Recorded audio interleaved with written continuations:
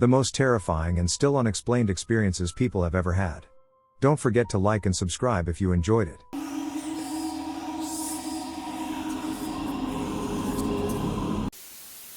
A couple of years ago, I was out walking my dog with some friends of mine. This was in rural Europe at our family's countryside house. We pass a mansion that, at the time, was uninhabited, but rumors in the small village were abounding about the mansion being haunted and used for spiritual seances by some. That last fact is true. This was around 1800 hours, and the sun was setting. We are about to pass the mansion, but our attention is caught by a very creepy looking entrance to a cellar that goes underneath a side house belonging to the mansion. I think the term is a wing. It was opened, but with a bunch of rusted scrap that partially blocked the entrance into the pitch black space inside. We stand and look for a second, as my dog suddenly takes a few careful steps down the stairs to investigate the cellar entrance. Suddenly, my dog just freezes and stares into the dark space of the cellar. For a few seconds we all look at my dog with shock, as he was very jovial just a couple seconds ago. He suddenly dashes up the stairs again to us, somehow manages to crawl and squeeze his way out of his harness. He has never ever been able to do that before or after, and suddenly bolts in a random direction. We had to chase him for approximately 500 meters before he came to a halt, shaking like a leaf. We decided to head home after that, and I have no idea what he saw in the darkness that made him act so out of character. Sometimes I'll have a dream about something, and then it happens Earl, and unfortunately it's usually not good things. More than once, both me and my mom have dreamed that random people we know have died, and then within a week the person does die, and these have always been people who were relatively healthy, like there was no indication that they would die soon. Another example is with two girls who are now my good friends. I'll call them Kathy and Maria. Kathy and Maria had gone to school together, but I didn't meet either of them until we were all working at a restaurant together. I was one of the managers, and they were both new hires. One day in the winter, a couple of months after meeting them, I randomly had a dream that the three of us had for some reason been driving together to get Starbucks and had gotten into a car accident. None of us were killed or severely hurt in the accident, but I still texted them the following morning and said, "Everyone drive safe today. I had a dream the three of us got in a car accident." They replied, saying that was a bit scary and of course they'd be careful. Nothing happened that day, but 3 days later Kathy and Maria decided to go grab something from a shop and got in an accident as they were getting on the highway. They were okay, no one was hurt, but we were all so freaked out. Also, the accident wasn't Maria's, the driver's, fault, so it's not like it was a self-fulfilling prophecy or anything. This happened in my last apartment. When my roommate and I moved in, we immediately noticed something carved into the wood of the windowsill in the living room. I said, "Help me." This being a college town and a cheap apartment, we assumed it was a prank left by some previous tenants at some point. We thought it was funny and creepy and took some photos of it. So we lived there unbothered for 3 years. Some weird happenings that could easily be explained by strange cat behavior, nothing super abstract. Until the spring of last year. For context, the kitchen and the living room are divided by a single wall, and the sink is against that wall. The window is fully visible from the kitchen sink. I have a decorative feather pen on an iron base stand, like at the bank, set on the windowsill. It's been there for years at this point and is never used. I am washing dishes, and from the corner of my eye, I watched the feather pen fly up about a foot or two and drop back down in a parabolic shape. Like it was underhand tossed. It lands about a foot from the wall. While the window was open, it was only a hit breeze, and the feather pen had never moved by the wind alone before. I thought it was odd and went to pick it up. Upon further inspection, I noticed the lid part of the stand was also on the floor. I picked it up not knowing it even came off the stand and discovered it had to be threaded into place like a screw. So something unscrewed that pen and tossed it into the air while I was watching it. When I was a kid, my sister, 3 years older than me, was convinced she had magical powers. Almost every week she was telling me she had some new power. I have cat powers. I can turn invisible. I have spider powers. When I was 5, my sister and I went to a jungle gym play place. Her power at this time was that she could disappear into thin air. I didn't believe her. I asked her to prove it. She said, "Oh no, you must not watch. When I disappear, I emit a very toxic form of light known as a green flash. It will poison you if you see it." I said I didn't believe her still. She said she was going to go around the corner and disappear, and that I had to not watch, but that when she did, I would never be able to find her. And so she went around the corner. But here's the thing. The walls were netting. I could see her perfectly through the netting, which was 99% whole. She thought I couldn't see her, but I could see her perfectly. My eyes were locked onto her, not blinking, as she stood in the corridor around the corner. And then, she fucking vanished. She was there, and then she wasn't. I ran to where she had been and looked high and low around the area for her, and sure enough, she was nowhere to be seen. The corridor was a dead end, so there's nowhere she could have run away to other than back down the corridor, which I would have seen. There were no other people in that corridor at this time, either. Nobody ran between us. I literally just saw her disappear into thin air. I ran around the jungle gym trying to find her and eventually found her in a completely different part of it. When I asked her how she disappeared, she just said, "See, I told you I have powers." To this day, I have absolutely no fucking clue how this happened.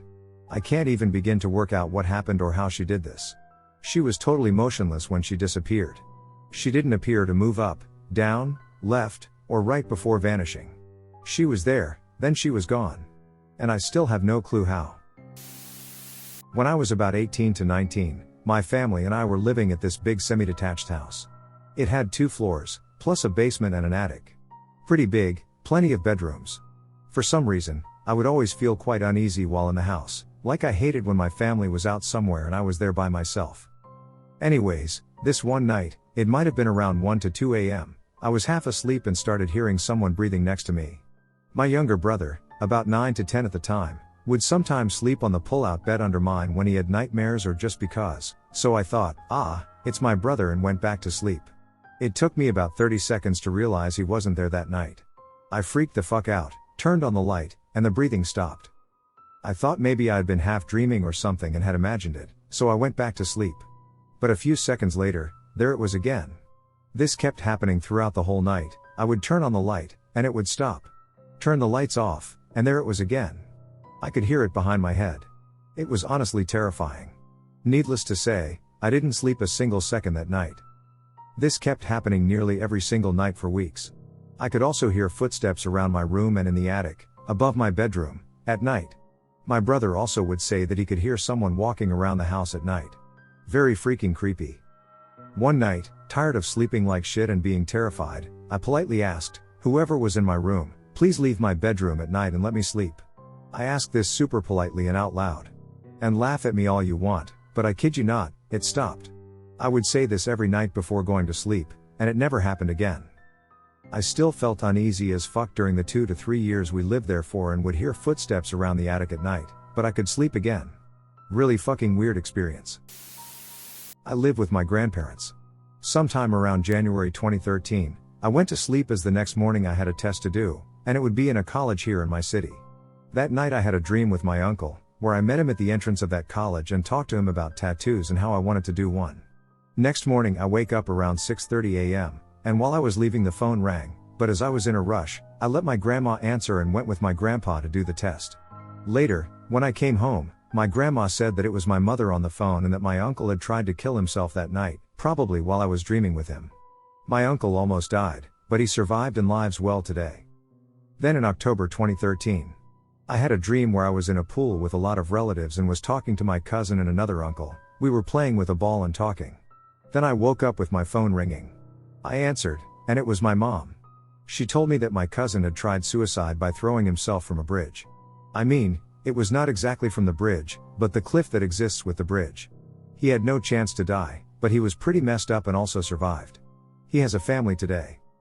July 2015. I was studying in another town and was home from vacation. I had lunch with my grandparents and came back to my bedroom. Around 1:30 p.m., my grandma told me that she would go to the hospital with my grandpa because he wasn't feeling okay. Not exactly a hospital. Here in Brazil we have some places called Pronto Socorro, which is a place where people can go to see a doctor, take vaccine shots, and a lot of other things for free. They left, and I slept a bit after lunch while they were away. I slept a bit and dreamed with my grandfather. I had crashed a car, not too badly, and went home to tell him so we could do the things to fix it. When I woke up, my grandma called and said that my grandpa had a heart attack and was sent to the hospital to have surgery. He also survived, and it's okay now. Background: I was at a friend's house having a sleepover with another friend, so 3 people total. We were home alone at her house, and we all slept on the same bed. I slept next to the window, which had no screen. We kept the window open because it was hot inside, and we wanted the extra breeze. At the time, I used a sleep recording app because I talked in my sleep sometimes. That night, however, At 3:57 a.m., my app caught a man saying, "Up, hello," and then whispering, "Oh God, something is wrong." There was also like a groan or something before the up, which would make sense because her house is on a hill, so her window was high off the ground. If someone wanted to get in the window, they'd have to jump or climb or something. That's at least what I hear. Other people hear different things. The audio is posted in my original post. Mind you, no one was home. The TV was off. It also sounded close to my phone, which was on the windowsill. Also, a side note, I did talk in my sleep that night, but it wasn't actually until like 7 a.m. or something. I checked, and it was actually at 9 a.m. lol. I said, I was awake, but I was sleeping. I don't know what that meant or if it had any significance, but it was most likely just me randomly sleep talking. Anyway, that morning when we listened to the recordings, we were all freaked out. I didn't sleep over at her house after that, and I'm pretty sure she never slept with her window open again. It's still unexplained, but many people in my comments gave me some reassuring theories that I'd rather stick with than a random man approaching our window and whatever the fuck. I don't even know. I still get goosebumps when I listen to it to this day. It's like a full visceral reaction when I hear it. One morning, during the early lockdowns, restrictions eased enough for me to drive out to my hometown. I got up to leave at 4 a.m., it's not far, but I wanted to be there by 8 to go to my favorite cafe for breakfast, and stepped out onto my porch. I pulled the door shut and immediately didn't feel right. The air was completely still and stagnant, and silence had fallen over the valley. Even my tinnitus was silent. I fumbled with my phone and turned the light on, shining the light around. Beyond my phone light was the thickest, inkiest black I have ever seen. I headed for my car, my steps seemed to echo as I walked across my brick porch. Glancing up at the trees and night sky, I saw nothing but what was within like 2 meters of me. I didn't feel like I was walking across my porch and garden path, I felt like I was walking out across a span in a chasm. There should be trees rustling, crickets chirping. Hell, the moon was shining last night, how the hell is it gone now? I hurried to my car, threw the bag in, and myself after it. The second I slammed the door shut, everything around me was bathed in silver moonlight, and in addition to my own panting, I could hear the waves of the breeze rustling the trees above and the gentle singing of crickets up the valley. I sat for a moment, wondering what had just happened. I turned the car on and departed. I lived at that house for 4 years and never experienced anything like that again. When describing it to other residents of that valley, they said that they had either experienced something eerie like that or knew someone who had. "There's something up here, alright," was a common response to my tale. When I was around 12, my friend and I saw something that I could never explain. If someone told me they saw this, I wouldn't believe them, but I know what I saw. The house I grew up in was on the corner of a city street. The way the house was situated, from my bedroom windows looking out, I had 2 large ones side by side. You could see the street and the entire side of the house across from us. A guy friend of mine lived on the 2nd floor of that house, and he and his family were gone for the weekend. My friend and I were in my room playing Nintendo, and I was sitting on my bed facing the windows. It was evening, but it must not have been later than 6 or 7 because my friend wouldn't have been over too late. It was her turn playing, and I'm watching the screen, but something catches my eye, and I look out of my window and see something in the friend who is gone for the weekend's home. I kid you not, it looked like what you would describe a Yeti to be. It was white, as tall as the ceiling, and covered in hair. I frantically told my friend to look, and she paused the game and immediately saw the same thing. We got down on the floor and crawled to my window to watch this thing. It was destroying the house. Like, breaking chairs, breaking dishes, ripping up the sofa, etc. I remember asking my friend if she was seeing what I was seeing, and she confirmed that she was.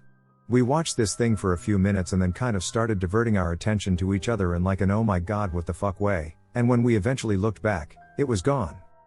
We both kind of seemed to instinctively know that this was something that should stay between us. It wasn't discussed, but the vibe was there.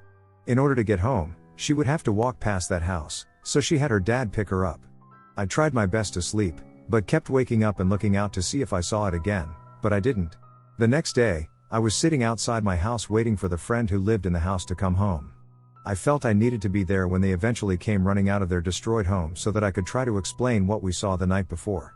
They pulled up sometime in the afternoon, and I hid behind my door in some kind of fear. Like, I knew this was going to be bad, and I was scared to be a part of it. I watched them go inside and I wait. And wait. And nothing. Eventually the friend and his dad come out to get luggage from the car and look as nonchalant as you can be. At this point, I'm confused. The house was destroyed. We saw it happen. I go across the street to my friend, and he greets me. I'm kind of like, what's up? Everything cool? And he starts talking to me about something, and it hits me that the house is fine. Everything was as they left it. At this point I'm so confused because I know what I saw. And I have a witness. Later on, the friend who witnessed this event and I talk, and neither of us can understand what the fuck happened. But life just kind of moves on. It wasn't until I was an adult and I read about so-called glitches in the Matrix that I started to think that might be an explanation for what I saw. Some poor prehistoric creature got whirled into a house, freaked the fuck out, and then glitched back, returning everything to its normal state. I mean, yeah, it sounds fucking crazy, but I racked my brain for decades trying to come up with something more based in reality, and I just can't land on anything. I've only told 2 people what we saw that night, my mom and my husband. Neither outright say I'm lying, because they know me and know I'm not someone who tells stories, but they don't seem to enthusiastically believe me either. I get it. They probably think I saw something that they can logically explain, but I swear, unless you saw it, it's impossible to know how real it was. Sorry if this is a jumble, I tried to make it as concise as possible.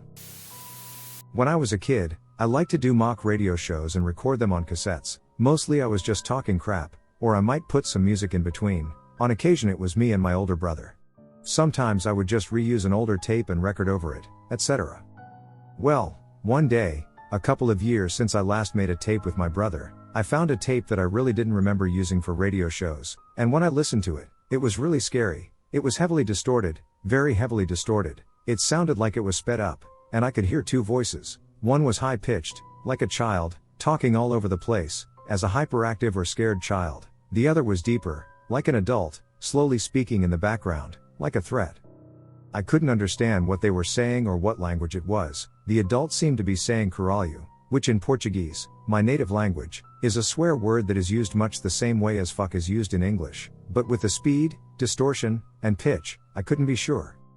Now, the only more or less rational explanation I have is that the origin of this is something that my brother and I recorded. He is 8 years older than me, so those recordings at the time have this combination of an adult voice with a child's one, but how this came up to be on that particular tape, which wasn't used for the original recordings, and with the distorted and speed effects is beyond me.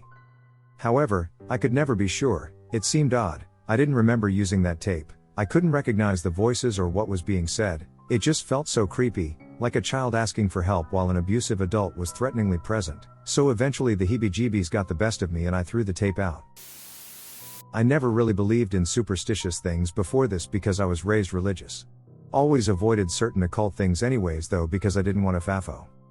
I was living with my now ex, and he'd told me about his own creepy experiences, like occasionally seeing a black silhouette with yellow eyes after playing with an Ouija board, and I just sort of decided I would wait to have my own spooky experience, if ever, before changing my mind, but I kept an open mind about the topic because that seemed more rational than assuming all of the spooky stories out there are explainable or lies. One night we were watching a TV show together in bed. One of the characters was thrown through a wall, and at that exact moment, we heard a sound from our bathroom, which was directly behind the wall that our TV was on. It sounded like one of the drawers in there had been slammed open. The bathroom door was shut and his cat was in another room, so it couldn't have been her messing around in there, not that she ever did. We walked into the bathroom and saw that, indeed, one of the drawers was all the way open. There was nothing in the drawer that could have caused it. Q-tips, toothpaste, a comb or 2, that sort of stuff.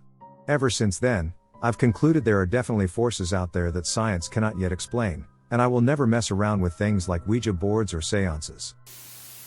When I was a teenager, my family lived out in the Pine Barrens. It's hard to fully describe, but the house had a certain eeriness to it at times. One weekend around noon, my parents were out of the house, and it was just me alone. Out of the corner of my eye, and as I turned to look, I saw what I thought was the spirit of a woman walking past my door and down the hallway. She had long hair, and everything about her, her hair, her skin tone, her clothing, was sheet white. I was surprised but not scared. I felt a sensation of calmness, that everything was okay, that this was weird, but I wasn't in danger. When I told my parents later and described her, both of them shared that they saw her, too, in different places of the house, at different times. Eventually, my dad passed away. I went to another state for college, and my mom reported seeing the white lady on a few occasions and that she felt that she was being looked after and that she was a calming presence. Other times in that house, I was home alone and could swear I heard a door close or a sink run for a few seconds. I've always investigated and never found anything. All of our doors were locked, and there was nowhere for anyone to hide.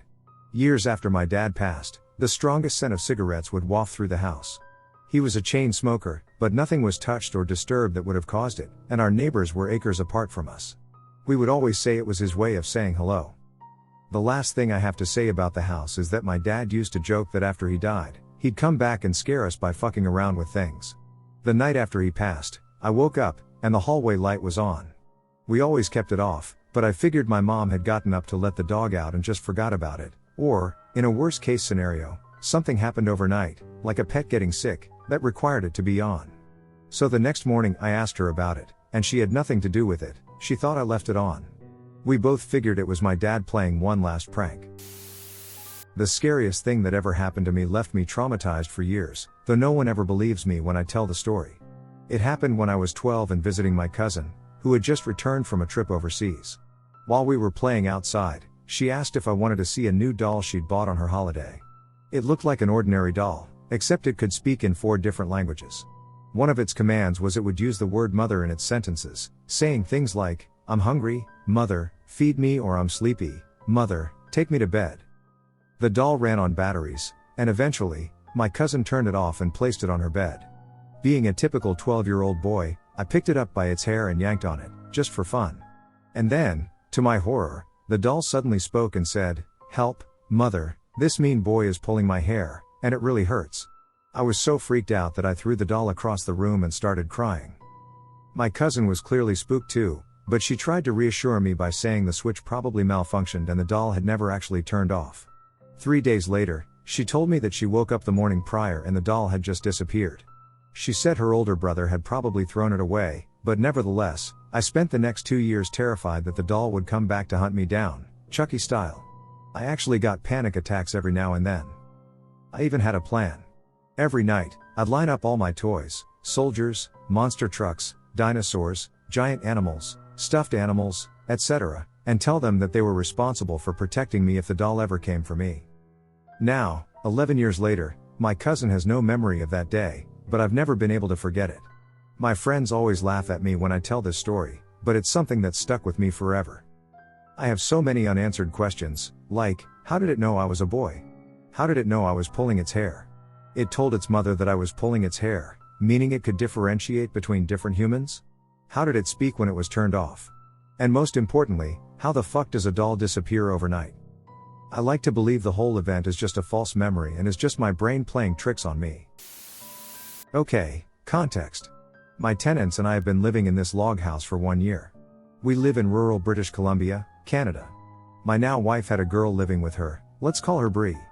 Bree was shy, quiet, kept to herself, young, going to school. She rented a room in the basement suite where my wife was renting, and she was her roommate. My wife swears up and down that before I came, she didn't hang out as much, she was in her room, and she would go to work. Well, as soon as I came into the picture, me and my wife started dating May of last year, she changed. Well, I started talking to her. Innocent, like "How are you, Bree?" Or "Good to see you again, Bree," just trying to make her feel like she wasn't trapped in her room. So she started coming out, asking us questions about boys, relationships, and how to talk. Mind you, her family life was a bit of a mess, so we assumed no one taught her anything, so we openly conversed with her. One day, she left the house, and her friends started getting her into witchcraft, and it wasn't the innocent crystal collecting stuff, like heavy stuff, and her demeanor changed. She was talking to herself, she was accusing others of using her, and she would just get closer and closer with me. Now I just chalked it up to her liking me because she saw a normal, healthy relationship and she wanted some of that, but it was more sinister. Something latched onto her, and it changed her. She would walk into my wife's bedroom, and the mood and the atmosphere would change. One day, when I was staying the night, she came into the bedroom, demanding if we had anything to do with some imaginary situation she had thought had happened. I didn't know what it was, but she just said, "Can I stay here with you guys?" And me and my wife both looked at each other with unease. We said, "You know what? Sure, if you need to be around people, you can sleep on the floor," and she literally just plopped right between us. Now, I would never, ever cheat on my wife, but when she sat right between us, a thought that was not my own came into my mind, and it said, I wonder if I could have a threesome right now. And, do not get me wrong, Bree was a solid 8.5, but my wife was, still and always will be, in my eyes, a 10.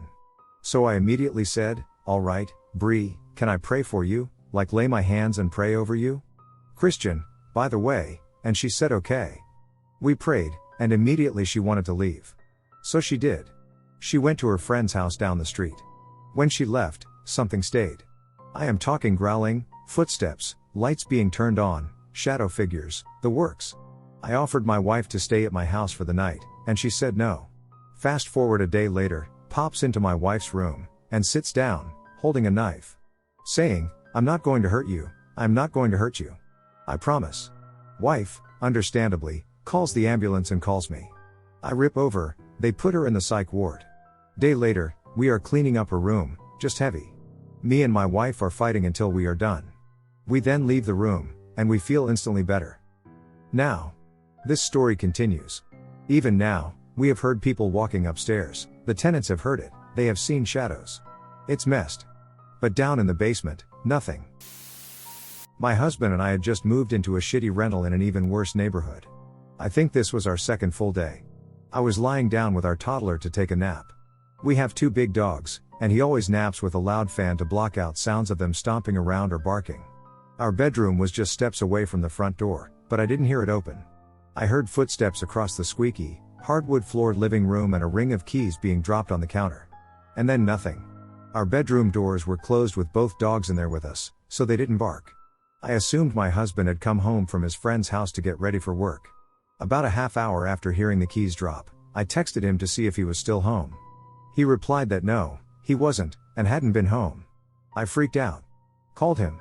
Grabbed the baby and put him on my back in a carrier, grabbed my gun, and went to clear the house.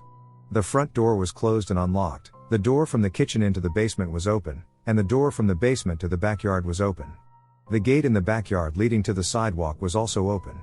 Nothing was taken or disturbed. Except my sense of safety.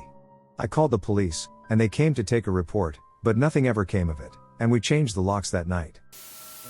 When I was a kid, I had a distant cousin who was just as obsessed with the paranormal as I was and who went amateur ghost hunting with her friends. Whenever our families visited, she'd tell me stories about where they'd been and what they'd seen. One place they'd been was an abandoned playground a town over, right up on the edge of some woods. Once upon a time, supposedly, a little girl had gone missing there, and the officers searching the woods for her had reportedly encountered a terrifying black dog. Only a few returned alive, and the girl was never seen again. My cousin said there wasn't much interesting there, but she did have a picture to show me that she'd taken, a bush with a shadow around it that, as far as adolescent me was concerned, sure as shit looked like a giant black dog lying down and staring at them. For years I had nightmares about that dog and would stay awake terrified if I forgot to close my closet door at night because I was convinced it was there in the shadows somewhere. It affected me so vividly that when I started writing my book a few years ago, I even included the dog as a spectral omen of death for one of the main characters. Like I could exorcise it if I gave it to someone else, maybe? Cut to last month, my grandmother, from the same side of the family as that cousin, who had come to our state to recover from a bad illness falls, fractures her pelvis, and goes to the hospital.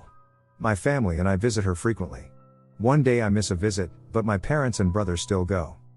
The next day, my dad, for the record, a strenuous skeptic, tells me casually that my grandma had woken up that evening and started asking if they'd seen that big black dog that was just here before and where it went off to. He was very confused by how fast the blood drained from my face. I've been really unsettled since. Back in 2015, I lived alone in a studio that was in a not so great neighborhood. It always had an eerie vibe to it, like something was moving in the corner of your eye or breathing down your neck when you got up to get a midnight snack. I was having a rough time with depression then, so I completely chalked those feelings up to my own mind being strange and playing tricks on me. A friend needed a place to stay temporarily, so I told her the couch was hers as long as she needed it. I had been away for a few nights, and when I returned, she said she wanted to talk about the apartment. She said something about it being just downright spooky. That it felt like something was always behind her, and that she would keep music playing or someone on the phone to not feel so uncomfortable. I get the most sickening goosebumps thinking back to this, and if she hadn't been there to witness it all, I simply wouldn't have even believed my own eyes. In the midst of our very conversation, as we were standing in the kitchen area, which was on one side of the apartment, the bedroom was on the opposite side less than 50 feet away, we saw the full-length mirror, which was leaning against the wall, do a sort of teetering walk, and flop flat on top of the bed. We froze and looked at each other, then marched straight over to it. We picked up the mirror, and for about 5 minutes, we tried to recreate how the mirror could have done that. With the angle it was set at against the wall, it should have shattered on the floor as it was too far from the bed to land on it. How did it teeter like that? As we were trying to come up with a reasonable explanation, both of our eyes were drawn to a framed photo of my family on top of my dresser. The fucking photo teetered forward left, right, then slammed face down. Exact same way the mirror had, except it felt aggressive, it felt personal. I set it back in its rightful place, and we ran out of there as fast as humanly possible. We moved into her family's home within that week, and neither of us have ever experienced anything like that before or afterwards. When I was 13, I experienced the ghost of my grandmother. I always believed in ghosts for years before, but this experience of mine simply cemented my belief. Grandmother died in her sleep while taking a nap on the living room couch. Afterwards, according to my father and grandfather, every now and then they could hear her make the trip from the bedroom to the kitchen and open the refrigerator door. A trip she made many times when she was alive. At first, I thought my father and grandfather were making this up, having fun at my expense. A couple years after she passed away, my father and I went to spend the weekend with my grandfather. My father and I slept on the living room couch. It opened into a double bed. The same couch my grandmother died on. My grandfather left the house to go to a neighbor's house to play poker. My father and I went to bed in the living room. My father went right to sleep. I lay awake, reading a magazine. After a while, I heard the noise of the back bedroom door being pulled open. I heard the sound of shuffling feet. I heard the creak in the floor directly in front of the bathroom doorway. I heard more shuffling feet. Then I heard the fridge door being pulled open, and I heard the sound of glass bottles in the fridge door clinking against each other. Back then they were still putting soft drinks in glass bottles. Feeling thirsty, I decide to get out of bed and go join my grandfather in the kitchen for a cold drink. I go into the kitchen only to find myself all alone. I was puzzled. I could have sworn I heard my grandfather walk from the bedroom into the kitchen and open the fridge. Then I remembered that my grandfather wasn't home. He was over the neighbor's house, and he hadn't come back yet. Then I remembered my grandfather's and father's ghost stories. Then I got scared. I raced from the kitchen into the living room and leapt over my sleeping father into my side of the bed. Then I went to sleep. I don't know how long I slept before I woke up with a start, a feeling of paralyzing fear in my body. I was frozen. I was lying on my right side. It took a while for me to work up the courage to turn my head to the left. My head was covered by my blanket. There was a shadow being cast onto my blanket. The shadow was the outline of the head and shoulders of a woman with a beehive hairdo. My grandmother used to always have a beehive hairdo, even years after it went out of style, up until she died. I heard heavy breathing coming from the shadow. I had to work up the courage to move one of my hands to remove the blanket off of my face. When I did, in an instant, the paralyzing fear I felt was gone. The shadow was gone. The sound of heavy breathing was gone. My father was still sleeping. I pulled the blanket back over my head and went back to sleep. Only to wake up again on my right side. The paralyzing fear was back. Forcing myself to turn my head. The shadow was back. The heavy breathing was back. Again, I had to summon up all my courage to move my hand to take my blanket off my face, only to find nothing there and the paralyzing fear gone. I went through this same routine the entire night. I lost count of how many times this happened through the night. Maybe a dozen. Maybe more. But it happened a lot. The next morning, I told my father what happened to me throughout the entire night while he slept. The sounds of the bedroom door opening. The shuffling feet. The fridge door opening. Nobody in the kitchen. Being awakened with a paralyzing fear. The shadow. The heavy breathing. The repeat performances throughout the night. I kind of expected him to tell me that I was just seeing and hearing things. But instead he smiled and exclaimed, "That was Grandma." In 2018, I decided to take my 2 kids and pregnant wife camping. By camping, I mean we rented a cabin in Lurie, Virginia, on a big family campsite based on the Hanna-Barbera Yogi Bear cartoons. Yes, we camped at Jellystone Park and Campgrounds. We had packed all the dishes and food items we needed, and the kids had a blast every day. Unfortunately, I had to wrap up some client work the first night we were there, reviewing contract details, nothing exciting. My wife was 3 months pregnant and exhausted. She and the dog went to bed in the master bedroom as I continued working from 11 p.m. until about 1 a.m. The kids were asleep in a bunk bed in the upstairs room. I fell asleep alone on the futon at around 1 a.m. Then I woke up at 1:45 am when one corner of the futon was being shook up and down, like when an angry dad wants to wake up a sleeping teenager. I woke up and asked what was wrong. No one was there. The place was country dark, my wife's bedroom door was locked, and I didn't want to wake up a pregnant woman. The kids were still sound asleep, and they had a nightlight on. I went back to the futon and passed out at 2ish. I woke up at 3:35 am to the exact same situation. This time the bed was still shaking when I woke up, so I knew I wasn't dreaming. There was no one there again. I looked around and checked all doors again. Everything was still locked up. I looked under the futon for anything, an animal, mice, a pipe, a vent, or anything else that could have vibrated. I just figured the AC unit must have made the futon shake, and then I passed out. At 8 am, when I took the dog for a walk, I noticed all the pipes, electrical, and AC units were on the opposite side of the cabin from the side I slept on. Also, there were no holes or places for an animal large enough to make my futon shake with me, a 225-pound man, on said futon. I chalked it up to something strange and just let it go. It was 2016, a week after an ex-friend and I got penalized at school for something. I was on my normal commute by rail, but that day, for some reason, when I was looking at the tracks, the stones looked shiny, almost beautiful. I heard a voice that was light, airy, and thin cajoling me, saying stuff like, "Yes, jump. Go now, it'll be easy, quick, totally painless. You won't have to worry about anything anymore. Just jump." My breaths quickened, and the chills I felt were so harrowing as my mind started to feel dazed, a little dizzy, almost as if it wanted to answer or please the voice by going for it. And just as I tiptoed closer to the edge, another voice, this time mine, albeit a little stronger, slapped me back into consciousness. "Wait. That sounds so odd. It isn't even my voice. What the fuck is happening? I don't understand. Shit, quick, a distraction. I need something now, quick." So I opened my phone then, fingers scrambling for the first thing I saw, and I opened Pokemon, the thing that saved me.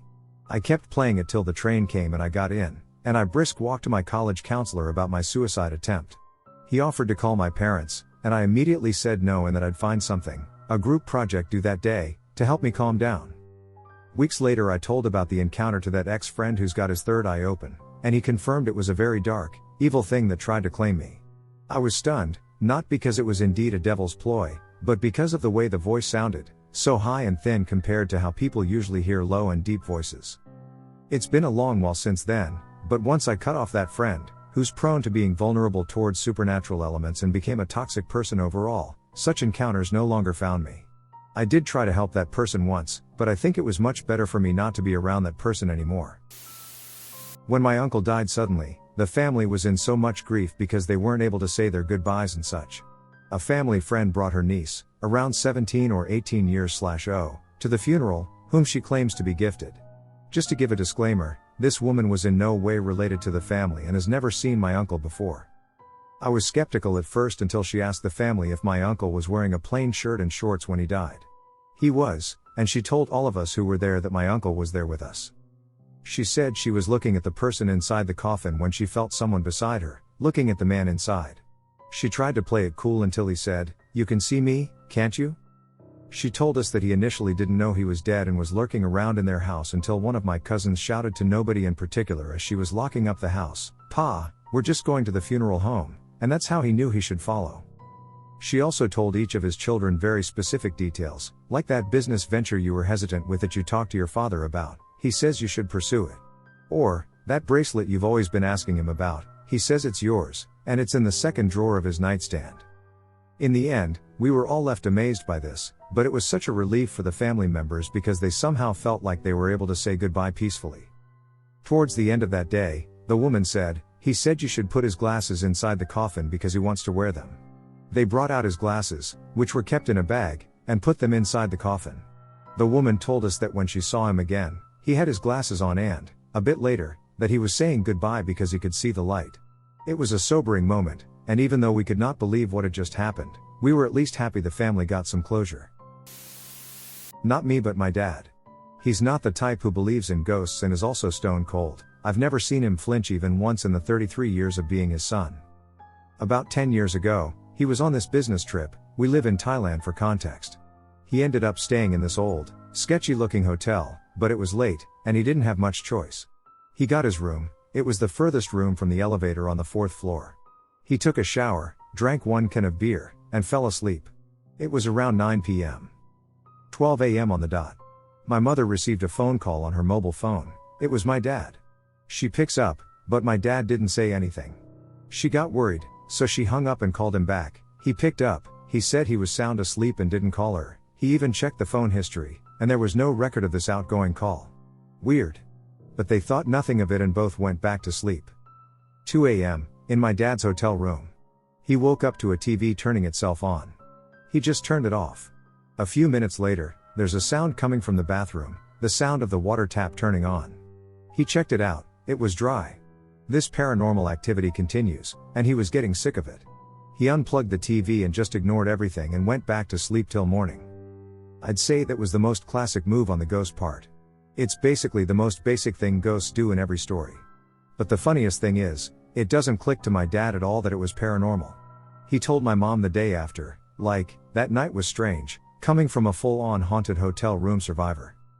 I believe him. He gained nothing out of making that story up, and how he told it was completely unaware of how ghosty it sounds. We never get a conclusion to the story, but it makes me chuckle every time I think that ghost must have been really frustrated. I'm doing everything right. Why are you not scared of me? Lol.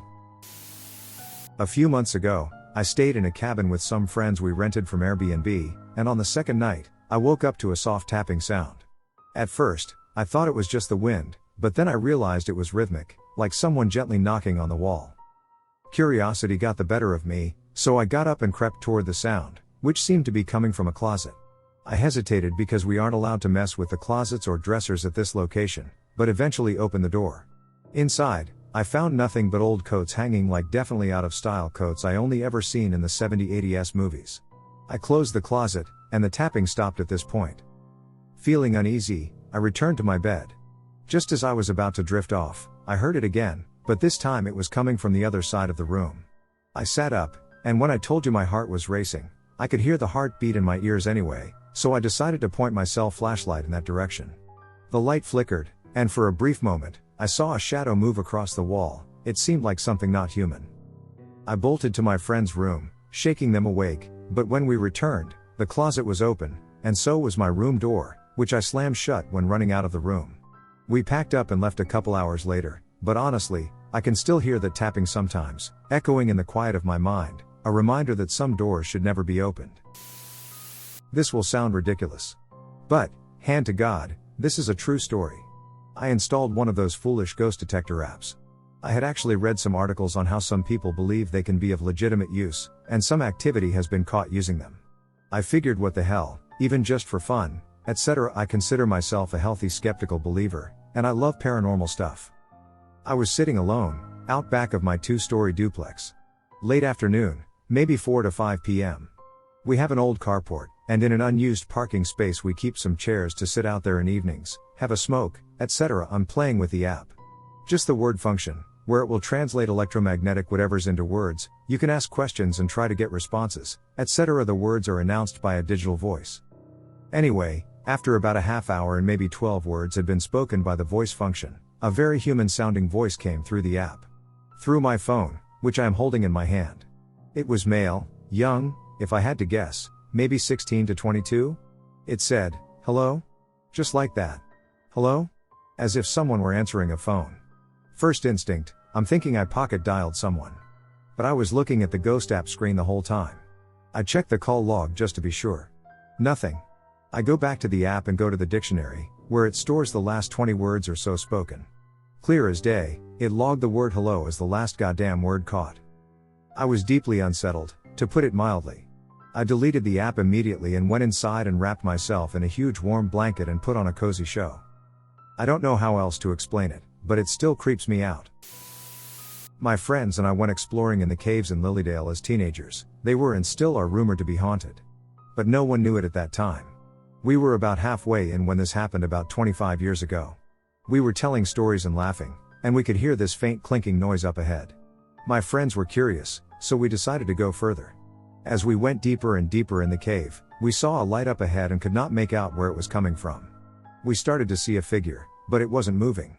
We slowly approached the figure, and it appeared to be an old man mining wearing dirty overalls and a dirty white shirt and a dirty yellowish hat. His sleeves were rolled up, and he had a long beard. One of my friends yelled out "Boo," and he turned towards us and started running after us. It appeared he was about 50 to 60 years of age, but he didn't move like a man. It took us a good 10 minutes to get back to the car, and we sped our way home. About a mile past the caves, we saw the same man on the side of the road. We were all screaming, trying to figure out how he got ahead of us without a vehicle. We have only talked about that night a couple of times, but we are all convinced we saw a ghost or supernatural being. Before I begin, I should start by clarifying that this isn't 100% my story, it's more of my dad's. Although, according to him, it had something to do with me.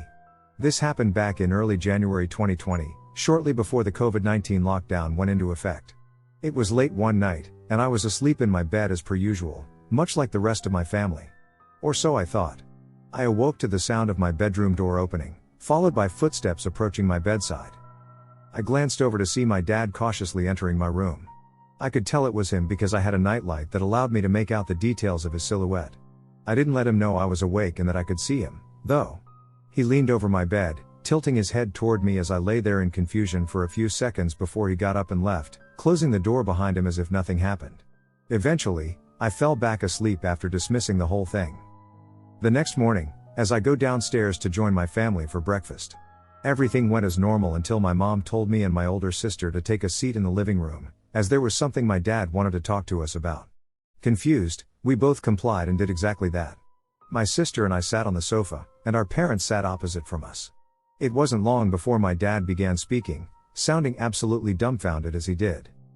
He explained that last night, he awoke to the sound of someone entering the bedroom he shared with my mom. He expected it to be either me, my sister, or one of our two dogs, but it wasn't. Standing over him and reaching out one of its hands was what he described as a translucent white silhouette that was mist-like in texture. That wasn't all, however, as he went on to say something about it that has stuck with me in the 4 years since, which was that this figure, whatever it was, had a nearly identical height and build to mine at the time. My dad continued, telling us that when he looked at it, it seemed startled and suddenly recoiled before it turned around and walked back to the doorway, collapsing in on itself and vanishing without a trace. He then claimed that after sitting there in shock for a few seconds, he quickly got up to check on me, as he feared the worst after noticing the being's aforementioned resemblance to me, which is what led to me seeing him come into my room the night before. We've never told this to anyone we know in person except for my aunt, uncle, and cousins from my mother's side of the family when we visited them a few months later. Nothing like it has ever happened before or since, and no one else has lived in our house except for us. None of us can come up with any sort of rational explanation for it, and my dad says he will go to his grave, swearing he wasn't dreaming. About 6 years ago, my fiancé and I were driving home. It was a 5-hour drive, and we were just about home. It was October, so it was pretty cold out, 9 p.m., and it was raining. This stretch of road is in the middle of the woods, and there's no lights out there. Just dark woods. We were in the middle of a conversation, and we went silent at the same time. We both saw something on the side of the road, peering out of the woods. We drove down that road often, so we have a pretty good idea of the scale of this thing. It was around 7 or 8 feet tall. Completely hairless. Humanoid, and white. It looked completely emaciated. And its arm and hand were so extremely long and skinny. It peered out and looked at us, illuminated by our headlights. We just sat there silently after we passed it. I eventually asked, "Did you see?" And my fiancé interrupted, "Oh, thank God you saw it too." A few days later, we were hanging out with a couple friends who live nearby. We hadn't told them about what we saw. They end up telling us that they saw something nearby. When they saw it, it was at a distance, at the opposite end of a recently harvested cornfield. They said it galloped on all fours. Almost like a baboon. Completely hairless, nude, emaciated, and impossibly tall and lanky. Several years passed, and I made a post on Facebook about it. Another friend messaged me, saying her mom and sister saw one on the side of a road, on the outskirts of this same town. I did some research and found that about 20 minutes away, someone described seeing the same thing and posted about it online. Apparently they're seen fairly often, and people have started calling them crawlers. And it stinks because I can't expect anyone to believe it. If someone came up to me and said all of this, I probably wouldn't believe it. But we saw it as clear as day. In fact, my fiancé grew up in a house in the woods outside this town, and he thinks he saw one when he was a kid. And I believe him because one time we camped outside that house when nobody was living there. In the woods, we heard a baby crying. There's no way a baby would be in those woods. So I grew up during the satanic panic of the 80s and was raised in a Baptist home where the devil was hiding around every corner to get you. Stories, some of them true, about pentagrams in newly developed cul-de-sacs and animal sacrifices, children's kidnappings, the white van, etc. were very common. I had a couple of odd experiences growing up that I couldn't explain but always thought it was my imagination. I am now agnostic, as I believe most religions share the same don't be an asshole teachings about being a good person. I do feel like there is darkness in the world that can't always be explained. In my early 20s, about 20 years ago, there was a gang of us who rented 3 apartments all in the same building, and weekly hangouts were a thing with drinking, smoking weed, and occasional other substances for the party. We all got to know each other really well, and after about a year and a half, we were all chilling upstairs in the top floor apartment. It was midday on a Saturday, and it was too early for getting into the smoking and drinking, and we were just chilling playing some original Nintendo Super Mario and PS1 games. One of the ladies was getting bored and asked if we wanted to play the Ouija board that was on the bookshelf. We all said why not and gathered around the coffee table. We played for a while asking all of the dumb shit about what our parents are doing, what their name was, how old they were, etc. One of us asked if the demons were real, and they responded yes. He then asked for them to prove it in a way that we could understand. Suddenly, the entire house shook violently. Like an 18-wheeler ran into the side of the building over and over. Bang! Bang! It went on for a couple of minutes, and all of us were freaking the fuck out. We immediately put everything away and went outside. I have never been as sober as we were in that moment, like reality had been peeled back for the first time. We checked with one of the guys in the bottom floor apartment, and they hadn't heard a thing. I don't know if it was a group delusion or if it was real. I will say I have never touched another Ouija board again. To this day, I can't reconcile my understanding of the world with those events. I was out with my ex-roommate on a night drive. We like to go driving and get lost in the country sometimes and just jam out to music and talk. We lived in central Illinois at the time, so it was pretty much just open land and cornfields. It was super dark, though, so we couldn't see too much beyond the sides of the road and what was in front of us. My roomie was driving, and at this point we had the music off. She suddenly stopped mid-sentence. I had been looking at my phone, so I looked up at her when she got quiet. Her eyes were wide, and her brow furrowed. I looked up at the road. On the left side, there was a man just ominously staring into the darkness. Not even half a block later, there was another doing the same thing. And another.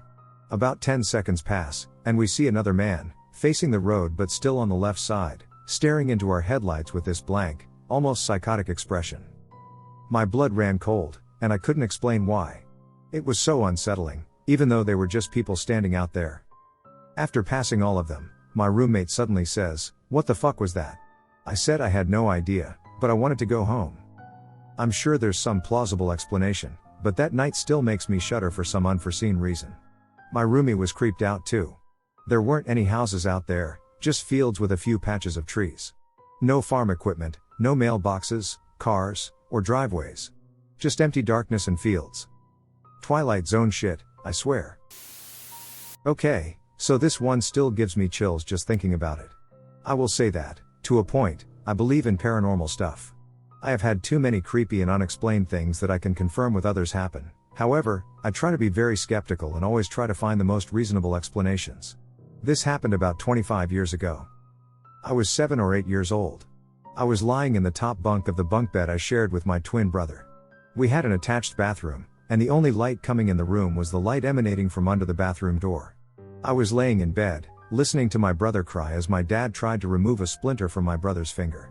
I looked at the foot of my bed, and I saw a man about 5 feet 10 inches tall, long hair about shoulder length, a short beard, and what looked like a flannel shirt and possibly overalls or suspenders standing there, and his pupils were glowing, kind of green like if you see an animal's eyes in the dark. I started screaming, "Daddy, Daddy, there is a man in here, standing at the foot of my bed." I looked back, and he was gone, and I just kept screaming. I was terrified. This apartment had a front and back door, but they were absolutely locked as we lived in a bad neighborhood in a very old part of the city. 10 years later, I recounted the story to my dad, and he had honestly forgotten about it. He did say, and he did not tell me when I was younger, that he did from time to time swear he saw a man who matched that description, minus the glowing eyes, in the apartment late at night. My dad had searched the apartment a few times after seeing him, but there was no trace of a way he came in, and often he would follow the man to a closet, and he just sort of disappeared. This is something that happened to me quite recently, and it creeped me out so much. I live alone in my apartment, and I'm a horror gaming fan, so I was scouring Steam looking for a cool horror game. I put on my headphones, and I watched multiple trailers and eventually came to a game called Horror in the Hood. Looked at the page and watched the trailer. Here is where the creepy part begins. Near the end of the trailer, there's a very creepy voice saying something like, "Can you help me, please?" 1 second, literally 1 second after I watched it, I could clearly hear, from outside my headphones, so it was muffled, an old male voice saying "I can help," haha from my hallway behind me. Especially the laugh was creepy. Needless to say, I turned off my headphones and immediately looked behind me, only to be greeted by the dark hallway. I stared into it, slowly grabbing my ruler that was on my desk. After moments that felt like an eternity, I was able to stand up. Slowly moved towards the hallway while grabbing a tiny flashlight I have on my nightstand.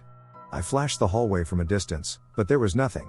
To give light to the hallway, I have to go into it and turn the switch there, which was very creepy to do. Of course, there was nothing there at all, but it creeps me out still. I left the light on everywhere that night and still keep on the light in the hallway when I am on my computer now. 2 days after this happened, I went back to watch the Horror in the Hood trailer to make sure that the "I can help" haha was not in the trailer, and I just made a mistake. It's not in the trailer. It gives me the creeps just typing this. I've told other unexplained stories on Reddit, but I'm not sure I've told the one about the thing my friend and I saw on the side of the road. I'll try and remember it to the best of my ability. It was about 12-ish years ago. If anyone else saw something similar, let me know. It's around 3 in the morning in rural north-central Alberta. My friend and I are driving home from a high school party in which neither of us drank or took any drugs. It's the middle of winter. In Alberta, this means it's cold outside. This night it was below -30 degrees Celsius, below -22 degrees Fahrenheit, edited to fixed temperature. The whole way home, my friend and I are chatting about the usual things, what happened at the party, the boys we liked, etc. While most teenage girls are chatty, this friend in particular was a chatterbox. Mostly I would listen and just react to whatever she said, love friends like that. So, because she would do most of the talking and didn't require much input, I'd zone out sometimes looking out the window. We are about 5 to 7 minutes outside of town at this point taking the highway, probably going 75 to 90 km/h. Using an online calculator that puts us around 6-7-ish km outside of town in a sparsely wooded area with no services open in town. As we round a corner, I'm zoning out listening to my friend talk when, through the windshield, I notice glowing eyes off the side of the road, the headlights not fully hitting whatever it was. The eyes were green/yellowish. This would be normal, but these eyes are about 7 to 8 feet above the ground. At first, I think it's a hiker or someone walking back to town, but their eyes wouldn't glow, and no one is going to be walking that far from town or any houses when it's that cold and late outside. This was a town of less than 1,000 people.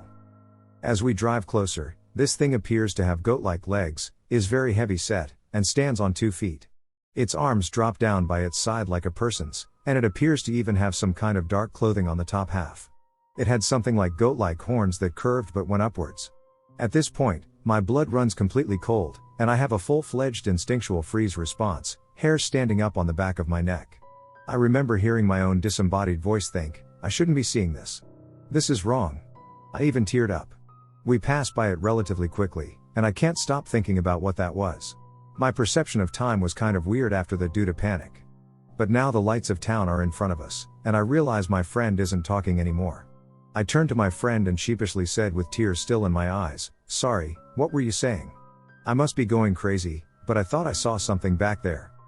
She said, no, it's fine. I saw it too. Did it kind of look like a goat? So, she saw it too. We had no idea what it was. We both come from hunting families, and I know the easiest critique is that it was an elk or moose standing on hind legs. But the arms of an elk or deer don't just fall beside the body, they buckle outwards a bit. Regardless, it seemed human-like in its stance, and it was very heavy. Then, you'd think, oh, it was a bear. But it had horns and curved back legs. I assume moose would be the same as an elk or deer, but I've never really seen a moose standing ambiently, typically just when they fight. Even our responses were odd. You'd think, given scary movies, you'd immediately flip out and react.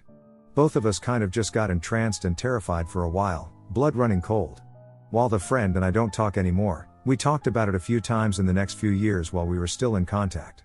She continued to refer to it as the goat thing.